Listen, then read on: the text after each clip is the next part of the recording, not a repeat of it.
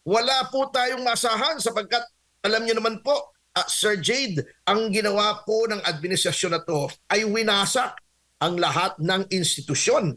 Nasa linya po lang ating komunikasyon via Zoom ngayong umaga si Attorney Ferdinand Topacio, National Chairman po ng Citizens Crime Watch. Attorney, good morning. Jade at Admar po ang inyong makakasama. Maraming salamat po sa inyong oras.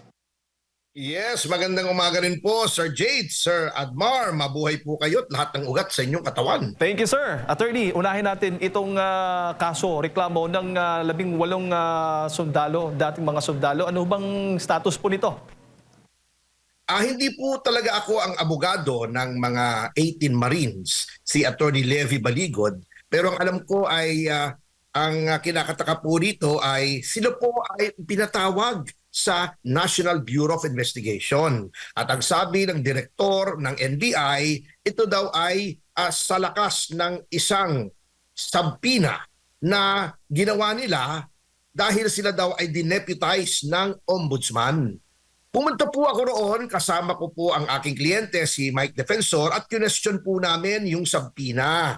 Ang sabi po namin, bagamat sa ilalim po ng Ombudsman Act, ay pwede pong humingi ng tulong ang tanggapan ng ombudsman sa kahit anong departamento o kawani ng gobyerno, ito po ay para sa fact-finding lamang. Ngunit ang gusto pong gawin ng mga ahente ng NBI ay isa-isang interviewin yung 18 Marines, yung asawa ni dating Secretary Mike Defensor, si Mike Defensor mismo, at kung sino-sino pa po, upang tingnan daw po ang kanilang kredibilidad. Ang sabi po namin, yan po ay labag sa ating saligang batas sapagkat hindi po pwedeng i-delegate o ipasa sa iba ng ombudsman yung kanyang kapangyarihan na mag-imbestiga. Otherwise, mawawala po ang kasarinlan o independence ng ombudsman sapagkat magiging depende po siya sa isang ahensya ng gobyerno na nasa ilalim ng departamento ng ehekutibo. So yun po ang nangyari. Na-interview din yata po yung mga Marines sapagkat pumayag si Atty. Baligod, pero yun lang po ang alam ko sa yun ang latest po dito sa pangyayaring ito. Opo, karaniwan ho ba, gaano ho ito katagal yung pagsisiyasat doon sa mga sinasabi po, itong mga pahayag ng 18 sundalo? Para sa akin po, unang-una hindi po nga dapat nagsisiyasat ang 18 Marines. Doon sa 18 Marines, ang NBI, ang dapat pong nagsisiyasat yan ay ang ombudsman. At nakakatawa nga po, sabay po noong pagtawag ng NBI sa mga Marines, dahil nga po mayroon daw subpoena, dahil inutusan daw po sila ng ombudsman, ang ombudsman mismo, pinatawag sila para pumunta doon sa ombudsman at sila po ay interviewin. So, doble-doble po. Kaya po sa aking opinion, ito po ay hindi na investigasyon kundi harassment na po. Inaabala nila, tinatakot nila, ginugulo nila yung 18 Marines para sabihin ng mga tao ay walang kredibilidad samantalang maayos naman po at maganda naman po ang kanilang mga pahayag, ang kanilang affidavit at meron pa pong mga tinatawag na resibo na mga litrato, mga text messages at mga video. So ano pong inaasahan po natin dito sa reklamo ng mga dating sundalo, attorney?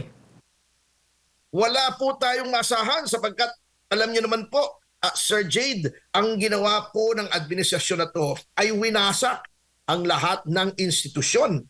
Unang-una po yung ombudsman. Alam naman po natin na nakita naman po natin lahat, nasaksihan natin kung paano ipinilit na gawing ombudsman si Ginoong Boying Remulla sa kabila ng pagkakaroon nito ng patong-patong na mga kaso. Minagic po nila. Gumawa sila ng paraan para kunyari mawala itong mga kasong ito. At wala naman pong imik yung Judicial and Bar Council pati ng IBP.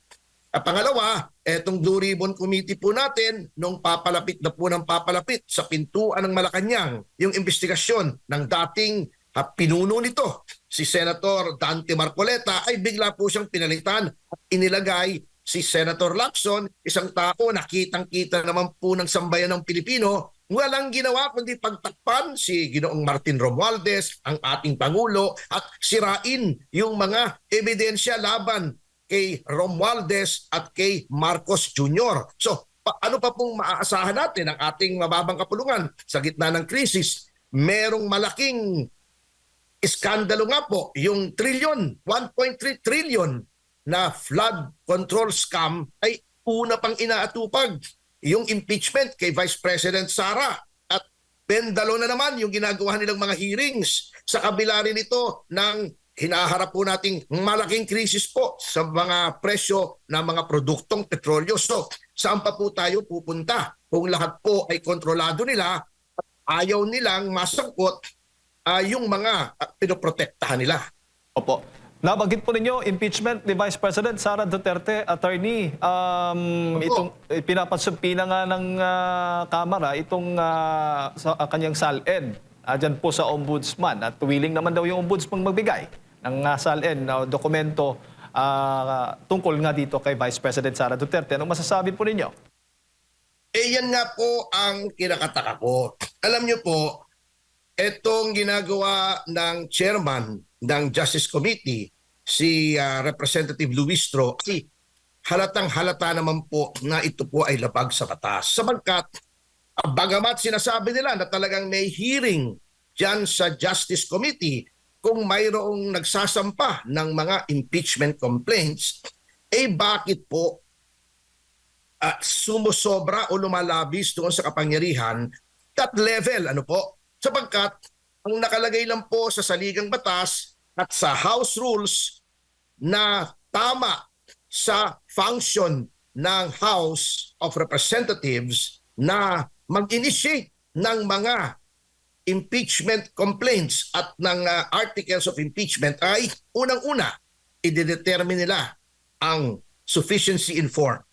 Pagkatapos po noon, they should determine sufficiency in substance. Kung meron po noon, saka magdedetermine ng sufficiency of grounds. Doon po pinoformulate o inilalatag yung article or articles of impeachment. Kung anong impeachable offense di umano ang ginawa noong impeachable officer. Yun po ay summary in nature. Hindi po yon trial, kundi hearing. May pagkakaiba po ang trial at hearing. Ang hearing po ay mas maigsi, ito ay informal, at ito ay para sa isa lamang issue na yun po ang mahalaga para sa hearing na yon. Halimbawa po, etong hearing dito sa House, i-determine nyo lang ang sufficiency of ground or grounds. Yan po ay madedetermina o pwede na nating malaman kung ano-anong grounds ang dapat ilagay sa articles of impeachment base po doon sa complaint nung naghain ng reklamo, doon po sa answer noong respondent, and then meron pa po yung reply. Kung meron pong reply, meron din namang rejoinder. Kung wala, syempre wala na po. At meron po yung affidavits, counter affidavits. Doon po lamang sa complaint makikita nyo na yung ebidensya. So, doon lamang po dapat magbase yung determination ng form, substance, at yung grounds. Kung may clarificatory questions man po o may hearing, iyon ay para tingnan lamang kung anong gagawing articles base po doon sa ebidensya. Kung may clarificatory hearing, ang tinatanong po ay yung mga taong binabanggit doon sa complaint, sa answer at mga affidavits at mga dokumento na kalakip noong mga sinasabi kong mga complaint, affidavit, or answer, hindi po dapat lumalabas doon. Otherwise, magiging trial na po yun o talagang paglilitis na. At ang may kapangyarihan lamang pong maglitis ayon sa ating saligang batas ay ang Senado sitting as an impeachment court.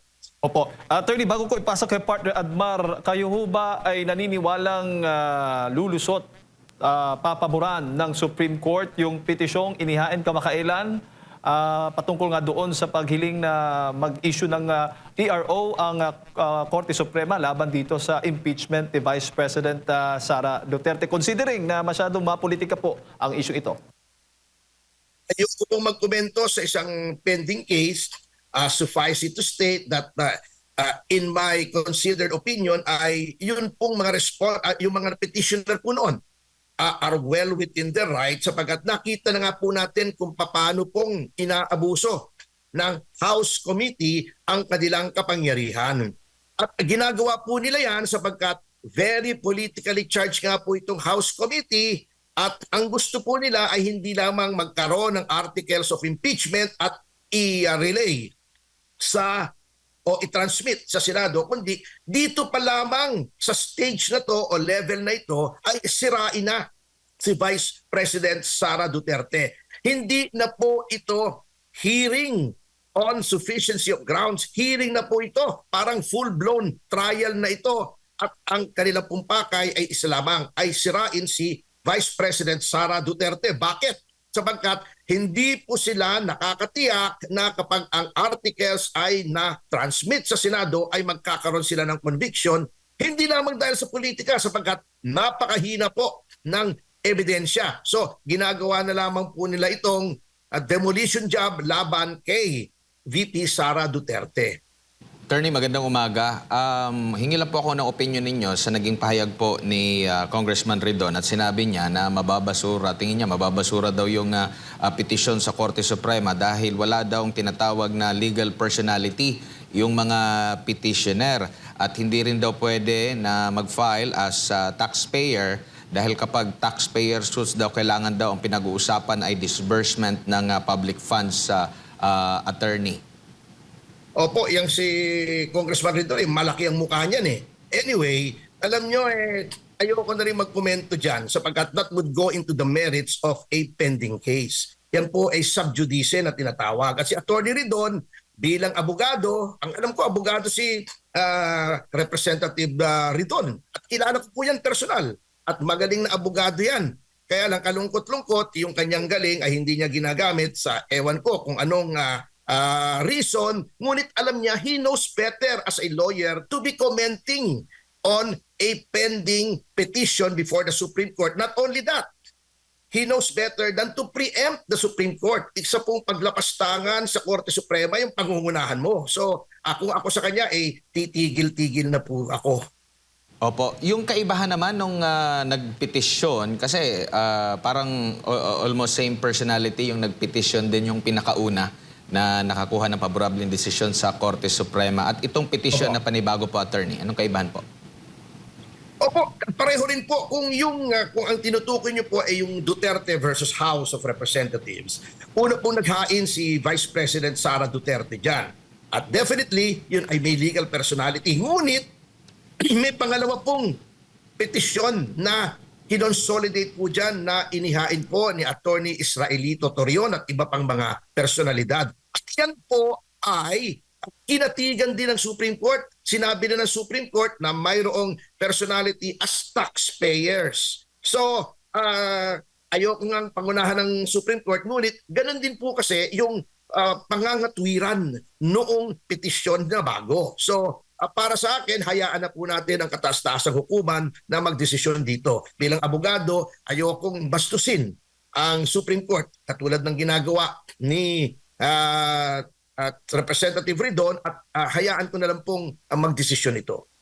Opo, doon ba sa pagsabi ng Kamara na sufficient in form, substance at grounds at yung naging sagot ng pangalawang Pangulo, sapat na yon para ipausad na lang nila, desisyonan na nila at ibigay na.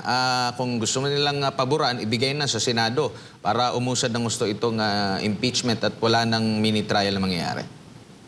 Opo, kasi talaga pong sufficient na yan. Alam niyo po, baka hindi alam ng iba, isa po ako doon sa mga naghain ng impeachment complaint laban sa dating chairman ng COMELEC na si Andres Bautista Jr.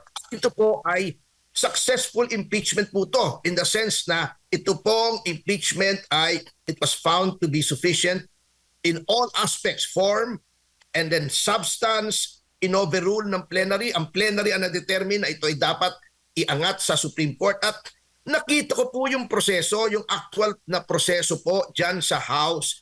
Talaga pong ang basihan ng form, substance at grounds ay yun pong reklamo. Hindi po pwede yung mini trial, small trial, short trial, kahit anong trial po sapagkat hearing po ang hinihingi dyan. Hearing, hindi po lugar ng House Committee na humanap ng ebidensya laban doon sa inireklamo in any impeachment proceedings. Yan po ay trabaho ng Senate bilang isang impeachment court. Ngayon, titignan nyo yung sufficiency ng lahat ng yan base sa ebidensya. Kung may gusto kayong ipatawag nyo yung complainant, ipatawag nyo yung kung sino man, ngunit hindi nyo pwedeng kunin yung mga dokumento ng mga kumpanya na hindi naman nababanggit sa complaint o si answer, hindi nyo naman pwede patawag yung mga tao na hindi nababanggit doon sapagkat that would already constitute a trial na lagpas na po sa kapangyarihan ng House Committee. Opo, yung nangyayari ngayon po dyan sa Kamara, naging malinaw po ba yung double standard? Dahil kini-question po, no? Lalo na ng mga Duterte supporters, bakit yung kay Pangulong Marcos Jr. hindi ganito klase ang treatment? Bakit yung kung issue po ng SALE na binilang mula noong alkalde pa hanggang sa naging vice president, hindi in-apply doon naman sa kay speaker na galing sa daang milyong piso, naging bilyong piso, yung mga ganun po na mga usapin po, attorney? Yun nga po ang aming ikinatataka. Alam niyo po, hindi naman po ito game ng pataasan. Huwag na natin sabihin, ito 125 lang, yung sa kanila ay bilyon ng alegasyon. Tignan lang po natin yung circumstances. Dito po sa reklamo laban kay Pangulong Marcos ay nakita po natin na talagang may insertion. Bakit natin nasabing ang laki ng ebidensya na may insertion? Sapagkat nagkaroon ng bilyon-bilyon, daang bilyong pisong nakawan na iniimbestigahan po. Nagkaroon ng ICI dahil doon sa ninakaw na daan-daang bilyon o trilyon, nagkaroon ng Senate investigation, nagkaroon ng House investigation. Hindi pa ba sapat na pruweba yon na ginawa ng Pangulo yung mga ibinibintang sa kanya? Doon pa lamang ito sa insertion. Huwag na nating pasukin yung pagkidnap kay Pangulong Duterte, yung drug use, etc.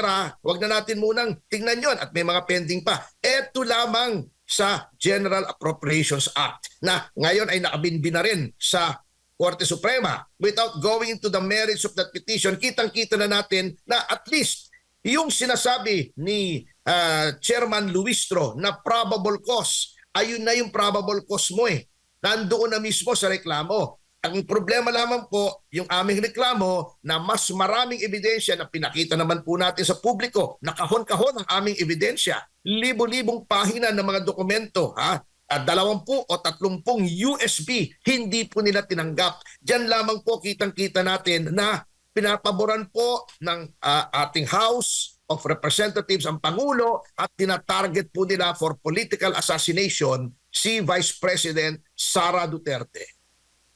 Opo, at may pahayag pa po na ang Kamara na parang hanggang Mayo magsasagawa ng pagdinig ukol nga po dito sa impeachment. Meron namang nagkukwenta na simula nang mag-umpisa ang impeachment, baka mas malaki pa yung nagastos na ba ng Kamara kaysa doon sa mismong sinisingil sa pangalawang Pangulo, attorney? Ay, yun nga po ang ating sinasabi. Kung ganyan katagal po yan, hindi na po yan hearing. Trial na yan. Huwag mo sabihin mini trial sapagkat ang 2 o 3 buwan na hearing ay trial na po yan. At huwag niyong sabihin yan ay mini trial kung ang dami-dami niyong sinasabpina, duces tecum na mga dokumento, ang dami-dami niyong pinatatawag na kung sino-sino, at kitang-kita naman po. Kaya alam niyo po, Sir Admar, huwag na tayong umasa ng patas na laban dyan sa House. Isa lamang po ang agenda niyang committee na yan. Isa lamang po ang misyon yan ng grupong yan ay sirain ang pangalan ni Vice President Sara Duterte sapagkat alam nila na kapag yan ay na-transmit sa Senado, they don't have the numbers, unang-una. Pangalawa, sa nipis ng kanilang mga ebidensya ay ito ay hindi po magka-gain ng traction at ma-acquit po si Sara Duterte. So, judicially, politically, medyo agrabyado po sila sa Senado. Kaya eto na po ang ginagamit nilang pagkakataon para sirain na si Vice President Sara Duterte. Kaya pinatatagal po nila eh. Ako hindi magtataka kung baka Mayo pa, baka lumampas pa sa Mayo yan eh. Sa kanilang pangnanais na sirain talaga si Vice President Sara Duterte. Nakikita nyo rin po ba, attorney, na itong ginagawa nila, kaya nilubos-lubos nila dyan dahil sa possible na nakikita nilang wala ng suporta, ito baka hindi umusad nga sa plenaryo lang ng Kamara? Alam nyo po, maari din po yan sapagkat sa nakikita po ng iba nating mga kasama dyan sa mababang kapulungan ay talaga na pong mahihirapan na i-justify ang mga actions ng kasalukuyang pamahalaan at baka maging kiss of death o isang sumpa para sa kanila kung sila po ay lalaban kay Vice President Sara Duterte. Ginagamit na lang po dito noong mga last termer siguro, yung mga taong bilib na bilib sa sarili, gandang-ganda, may train yung mga GGSS, katulad ni Representative Luistro at de Lima, yung GGSS, gandang-ganda sa sarili na ito ay para sa exposure, baka may plano sila sa 2028. Hindi po natin alam pero halatang halata naman po na ito ay ginagamit bilang isang platform. Una, para sirain si Vice President Sara Duterte. Number 2, para i-project yung kandidatura, possible candidacies ng ilang mga personalidad. Kaya kung ako sa kanila, siguro naman kahit konting hiya, tabla naman po sila. Opo, attorney, huli na lang po mula sa akin. No? Yung unang petisyon dun sa pag-question ng impeachment po at if ever man nakatigan ng Korte Suprema yung panibagong petisyon, doon ba sa mga involved na mga kongresista na lumagda, pumabor doon sa impeachment at yun nga, yung unang desisyon ng Korte Suprema ay mali yung ginawa po ng Kamara, maaari ba silang mapanagot dito? Maaari ba silang makasuhan? At if ever din, lumabas din itong panibagong desisyon kung sakali man na makakuha ng paborableng desisyon doon sa mga nagpetisyon ng mga lawyers, meron bang pananagutan yung sino man na nag-push nito, pumirma ng impeachment? Wala po, because these are acts of a congressman in accordance with the plenary power of the House of Representatives na mag-initiate ng impeachment proceedings. In the same manner, yung mga pinagsasasabi po ni Representative Luistro bilang chairman, since iyan po ay ginamit sa sesyon, they cannot be held to account in any other forum. Puwera lamang po sa House of Representatives. Iyan po ay nakasaad sa Article 6, Section 11 ng ating konstitusyon that they cannot be held responsible. So, wala po yan. Pwede lamang po silang managot aside from any complaint, internal complaint within the House itself ay sa taong bayan, the sovereign Filipino people na in the final act ay silang maghuhusga kung sa kanila ay tama o mali ang ginagawa ng kanilang supposedly mga kumakatawan sa kanilang saloobin. Opo. Attorney, si Jade po ulit ito. Huli na lang. Sa tingin ho ninyo, ginagamit ho ba ni VP Sara Duterte ang Supreme Court para iwasan ang kanyang pananagutan sa batas? Kasi sabi nga ni Congresswoman De Lima, hindi dapat pumayag ang Korte na palagi na silang ginagawang takbuhan ni Sara sa pag-iwas niya sa pananagutan sa batas. Your comment, Attorney? Iyang si De Lima isang napakalaking hipokrita yan Alam niyo kung bakit? Sasabihin niya, mali daw yung ginagawa ni Sara Duterte. Pambabastos daw yung ginagawa ni Sara Duterte na hindi siya humarap doon sa hearing. Nung siya po ang may hearing bilang Secretary of Justice doon sa sinasabing bilibid drug trade, hindi rin siya pupunta Sinabi niya, may karapatan daw siyang hindi pumunta. O bakit ngayong may ibang taong gumagamit ng karapatan, nagagalit siya. Noon po siya ay may warrant of arrest at siya ay aarestuhin, pumunta rin siya sa Supreme Court. Bago ngayon, sasabihin niya, ginagamit ni Sara Duterte. Napakalaking ipokrita niyang babaeng yan Kaya lang maganda Kaya medyo pinagpapasensyahan na ng iba, no? Alam niyo po, yung Korte Suprema ay talagang bukas para sa mga usapin kung saan ang issue ay abuse of governmental powers. Yan po ay naaayon sa saligang batas na nagbigay po ng expanded judicial power sa ating Korte Suprema na to determine whether there is grave abuse of discretion on the part of any government agency. Lahat po ng kawani ng gobyerno, maaaring yan ay Pangulo, ang House of Representatives, ang Senado, ang mga departamento sa ilalim ng executive katulad ng Department of Justice, DILG, etc. Sa Supreme Court po ibinigay ang karapatan upang tignan kung umaabuso. That is part of the system of checks and balances. Kaya para sabihin mong ginagamit ng Supreme Court ay isang malaking kapwitan po yan. Sapagkat talagang nandyan ang Supreme Court para gamitin ng kahit sinong mamamayan nasa pakiramdam nila ay inaabuso ng pamahalaan ang kanilang mga karapatan. Opo. At may sagot po ba kayo doon sa bagong buwelta naman po ni Representative Percy Sendanya laban po sa inyo? Dahil nga po sa pagtitira ninyo kay Congresswoman De Lima, kay Congresswoman Luistro at sa iba pa. Hindi ko po alam kung anong sinabi niya eh. Iri daw, kadiri. Ha? Kadiri daw kayo. Siguro manalamin muna siya para malaman natin kung sinong kadiri. Attorney, your last message po sa lahat ng ating mga kababayan nanonood po sa mga oras na ito. Maraming salamat po. At mga kababayan, sa gitna nitong krisis sa langis, at tayo ay tinataga sapagkat alam nyo, hindi po gumalaw ang ating gobyerno para pigilin yung profiteering ng mga kumpanya ng gasolina. Ang Pilipinas po sa buong mundo ang pinakamalaking porsyento na itinaas ng mga produktong petrolyo, mga presyo. Sa gitna po nitong pinagnakawan tayo, iniskab tayo, trilyon-trilyon, sa gitna po ng lahat ng hinaharap natin ay inaatupag pa ng ating pamahalaan itong impeachment. Pero manalig po kayo, huwag kayong mawawalan ng lakas ng loob sapagkat 2028 is just around the corner. Magtyaga-tyaga lang po tayo sapagkat kayo po ang may kapangyarihan ayon sa saligang batas at ayon sa political law doctrine. Kayo po ang sovereign, kayo ang may kapangyarihan sa 2028. I-exercise po natin yung kapangyarihan na yan upang baguhin ang ating gobyerno at patalsikin na itong mga ito. In the meantime, huwag po kayong matatakot, punahin ang dapat punahin, magsalita yung dapat ihayag at kumilos kung kailangan kumilos kesa lansangan, kesa sarili nyong mga bahay, kesa social media. Huwag po tayong titigil ipaglaban ang ating kapakanan. Maraming salamat po at may Diyos po na tumutulong sa atin. Alam po niya kung anong tama at anong mali at kakatigan po niya tayo kung tama po ang ating ginagawa. Thank you, Attorney, sa inyo po oras at sa Thank you very pagbibigay much po. impormasyon. God bless. Yes, good morning.